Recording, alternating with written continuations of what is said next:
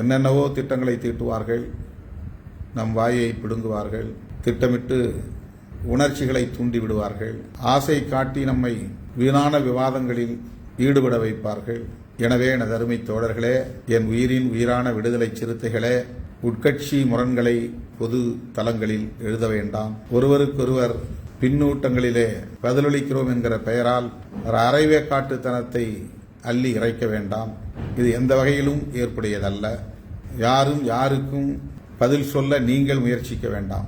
கட்சியின் கட்டுப்பாட்டை மீறி முன்னணி தோழர்கள் செயல்பட்டால் கட்சி தலைமைக்கு தொலைபேசி மூலமாக சொல்லலாம் அல்லது நேரிலே வந்து சொல்லலாம். விருப்பம் போல சமூக வலைத்தளங்களிலே எழுதுவதை முற்றாக கைவிட வேண்டும் என்று என் மீது நம்பிக்கையும் நன்மதிப்பும் கொண்டுள்ள என் உயிரின் உயிரான விடுதலை சிறுத்தைகள் அனைவருக்கும் நான் வேண்டுகோள் விடுத்து 29ஆம் தேதி திருவண்ணாமலை மாநகரத்தில் நடைபெற உள்ள மகளிர் விடுதலை இயக்கத்தின் தேர்தல் அங்கீகார வெற்றி விழாவில் சந்திப்போம்.